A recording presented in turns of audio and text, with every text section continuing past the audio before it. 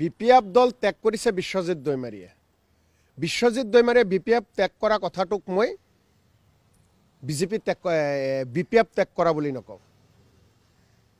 বিশ্বজিৎ দৈমাৰীয়ে বিজেপিৰ ক্ষমতাৰ হাতত পৰাজয় বৰণ কৰিছে। বিশ্বজিৎ দৈমাৰীয়ে টকাৰ ওচৰত আত্মসমৰ্পণ কৰিছে, বিজেপিৰ টকাৰ ওচৰত আত্মসমৰ্পণ কৰিছে। বিশ্বজিৎ দৈমাৰীয়ে নিজৰ নৈতিকতা পাহৰি, নিজৰ অতীত পাহৰি কেৱল ক্ষমতাৰ কাৰণে, লোভৰ কাৰণে ভুৱনেশ্বৰ কলিতাই যি পথেৰে আগবাঢ়ি গৈছিল, বিশ্বজিৎ দৈমাৰীয়ে সেই পথেৰে গৈছে। গতিকে বিশ্বজিৎ দৈমাৰীৰ নিচিনা এজন ব্যক্তি যি অতীত পাহৰি গৈছে, যি নিজৰ দলৰ নীতি আদৰ্শৰ কথা, কি দলৰ নীতি আদৰ্শ ভাল বেহে মই নকওঁ, যিহেতু এটা দলত আছিল আৰু দলেই তেওঁক সাংসদ বনাইছিল। আজিৰ বিশ্বজিৎ দৈমাৰীক কোনে চিনাকি কৰি দিছিল? বিপিএফ দলে কৰি দিছিল। গতিকে আজি বিপিএফ দলক লাট মাৰি বিজেপি গমন কৰিব বিচাৰিছে। গতিকে তেনেকুৱা বিশ্বজিৎ দৈমাৰী এইখন অসমত আৰু জন্ম নহওক, মই তাৰেই কামনা কৰিছোঁ ভগৱান আল্লাহৰ ওচৰত।